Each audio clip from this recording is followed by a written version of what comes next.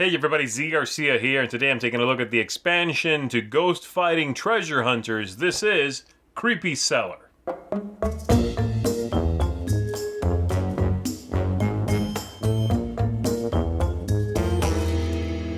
In Creepy Cellar, the Ghost King has arrived, and he has brought a slew of new challenges for the players. He has brought with him brand new treasures, a new deck of cards to contend with, and several other challenges. There's a couple of things designed to help the players, but for the most part, this expansion is designed to punish you. So, I'm going to go ahead and show you everything that comes in here, just give you a brief overview of everything. I'm not going to explain the base game's gameplay. You can check out our other videos for that. But if you know how to play that game already, then let's take a look at what comes in Creepy Cellar. So here's what the game might look like set up with the Creepy Cellar expansion added in. Let me go over everything that it adds and explain some of the changes you'll see in the game. So you are going to get a brand new deck of cards over here. You're going to be using that one exclusively. You also get a new board over here with two new rooms, M and N. And you have a Ghost King deck, as well as this deck over here of Cellar cards. You have new treasures. There are 12 of them now instead of just 8. So every one of the original rooms is going to get one of those. You have the Ghost King himself, who starts here in place of a regular green ghost. And you've got some rooms that have these secret passage tiles. There's one in A, one in G, one in F, and one in K down there. You've also got a few other tokens. They give you a couple more of these green ghosts and 2 more of the hauntings for a total of 8. You still lose the game the same way. If all the hauntings are on the board, you go ahead and lose. But the way you win is now different. You see, for one thing, once the kids are inside the mansion, the ghosts are going to lock the door behind them. So you are no longer picking up these treasures and taking them outside of the front door. You are going down to this creepy cellar and dropping them off in there, in the numerical order listed. And so the first one must be dropped right here.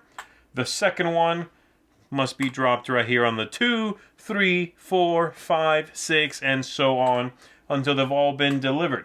For you to win, you now need to bring all 12 treasures over here to the cellar and get everyone out, which is way easier said than done. The game is not easy by any means.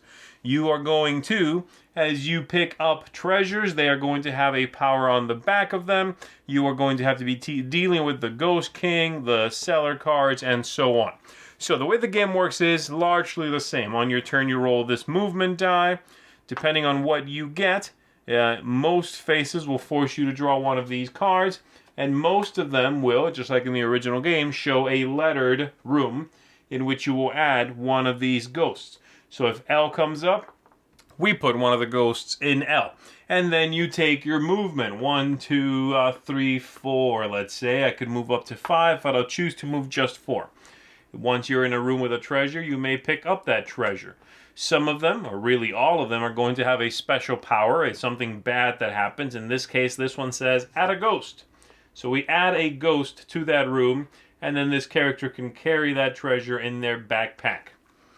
And this is going to it'll now be the next player's turn. They'll roll, they'll flip a card, and so on. There's a few special cards in here. You are going to have the standard ones you're used to, things like locked doors, things like draw 2 and reshuffle, draw 3 and reshuffle. Those are all in here still, okay? But there's a couple of new ones. You've now got this one, in which the Ghost King is going to whisk you away. If you draw this card, you flip over one of the cards from this deck. It'll show you a room letter at the bottom, and you are immediately whisked away to that room. Some of them are going to move the Ghost King itself, such as these here. If that happens, same thing, you reveal a card and you move the Ghost King directly to that room. Now the deal with him is you cannot fight him directly, and if he is ever in a room with 2 other ghosts, then immediately that becomes a haunting. You remove these green ghosts, you add the haunting to the room, and the Ghost King simply moves to the next room. Which, again, if it already had 2 green ghosts, well, that's a haunting, and he moves to the next room. So he will never come off the board. He's always in play. And besides that, you've got just a couple of other locked doors and things like that. There's still also just a regular reshuffle as well. When you get that, you'll reshuffle both this deck and this deck here. So, besides all that, the treasures themselves have special powers. Add a ghost. This one forces you to draw. Every time you would draw cards, you draw 2 instead of the bad ones. This one means you cannot fight alone. This one means you cannot leave a room with this treasure if there are any ghosts in it. That is surprisingly nasty.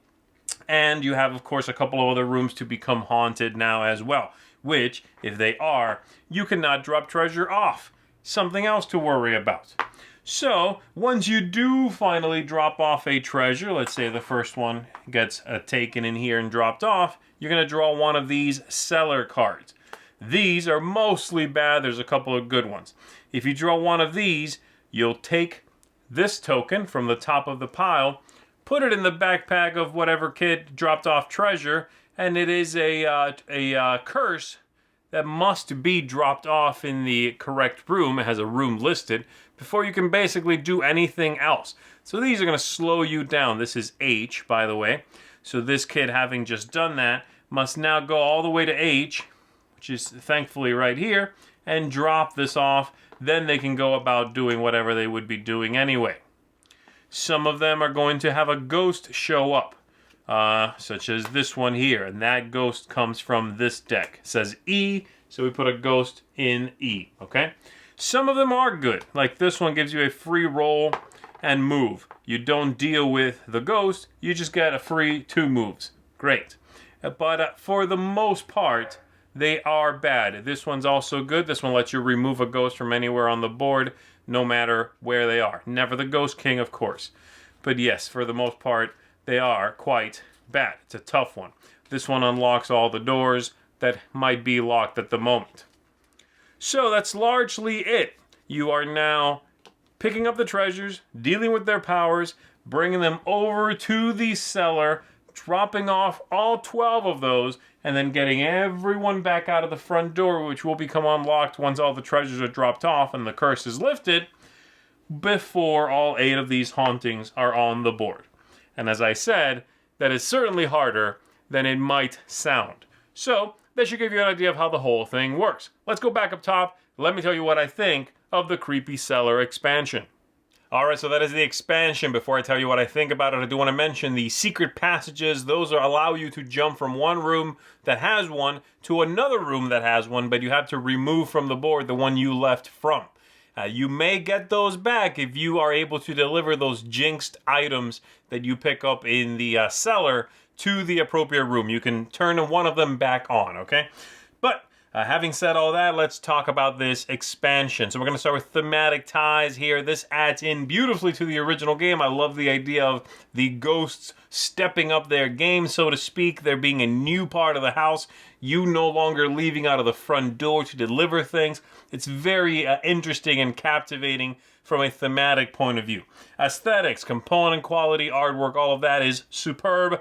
Just as good as in the original game. So the card quality is still somewhat a little flimsy, but that matches the original game, and that's what you were getting anyway. So while the quality here is not suddenly much better than the original game, it is the same. The plastic figures are exactly the same. The tokens, exact same quality. Everything is, appropriate for what you are expecting, I'll say. Replayability, new things to discover. Tons of new things here. The challenge has been stepped up. The choices you have to make as a team have been stepped up. There's new things to discuss and discover now. The fact that you are delivering treasures to 2 alternating places is very interesting because the order of the treasures does not matter. But if someone's about to deliver to that room over there, M, then you are on the trail of that. You know you got to get over to N, the other room, right? So that's also a point of discussion there. Tons of new things to deal with. I like that. Replayability is high. Game length. Does it add any game length? Does it stay interesting the whole time? Absolutely. I would say as far as game length goes, technically it has the potential to be longer. You do get 2 new hauntings. So it's possible, if you are doing well, that if you are able to win, the game will be a little bit longer. I honestly couldn't tell you. I haven't been able to beat this game yet. It is tough. But I don't think it's going to be, if it is longer at all, I don't think it would be a considerable amount. Not enough to make it problematic, so that's fine. Ease of play. Does everything that get added in make the game fiddly, make the game too much? Well, that's an interesting thing. I think at this point now, the game's necessity for strategy, the level of involvement that it requires of the players, has sort of grown a little bit. Now, in a clever twist, I think it's in fact grown with the age of the children that perhaps were playing this game when it originally came out. I think at this point, if this is the game you got for your kids, they played it, they perhaps grew tired of it, you've put it away. I think by now, if you get this expansion and bring that game back, the age of your kids will match the level required, the necessity of involvement here that is required of those players to do well in the game. So I think that's really cool. And now it's not that the mechanisms are any less lucky or anything like that. That's still going to be a major deciding factor. But there are more things to think about, more things to discover and contend with. Lastly, tactics and strategy. Is the game too lucky? Does it change anything on that front from the original game? As far as there being choices, yes, there are more choices. There are, more things being thrown at you. You now have to consider, when do I pick up a treasure? Am I going to have to make it over to that room or this room? That sort of thing. But the game is still lucky. It is still dice-driven, through and through. There is still lots of card flips that could mess you over. The game is punishing, but you could technically have a really easy game of it if your rolls just happen to go your way. I haven't had that personally, but I could see it happening. So yes, the game is still lucky, but it is still technically a kid's game. Now, it's one I enjoy very, very much, even with grown-ups. I think it's a fantastic co-op game, but it is designed with that mentality in place. It is one that is driven by dice and card flips. So having said all that, I think this expansion is really brilliant. It's a fantastic expansion. I do want to mention, though, that there was a mini expansion or so released some time ago for this game, and it's this one right here. It was just called Ghost Fighting Treasure Hunters Expansion Pack. That's all it was called. Now this, if you happen to have this, or if you've seen it, if you've heard of it perhaps, this was sort of the trial run, if you want to think of it that way, for Creepy Cellar here. You see, in this one, what you got was a new deck of cards that included the Ghost King. They gave you a new piece for the Ghost King, and they gave you treasures that largely mirror the ones included in this one, okay? Now, the Ghost King that they gave you before was not nearly as cool as the new one. It was, in fact, the same model as the little green ghosts, whereas the new one is much larger. He's got a cool little crown on his head, so definitely the new one is, splashier. It's fancier. And you have the new board. You've got the Cellar deck of cards. You've got the fact that you need to deliver them to a different room. That was not a thing in this mini expansion pack. But this is clearly based and inspired by this original attempt at adding more gameplay to the original design. I don't have a problem with that. I do feel, even owning this previously, that the new expansion gives me enough to warrant it being a separate purchase. But I did want to put that out there to let you know that this existed before this. And if you happen to have it, I would still recommend that you pick up the new expansion. So there you go. That is Creepy Cellar expansion. Really good stuff. This gets a strong seal of approval from me. Would recommend you check it out.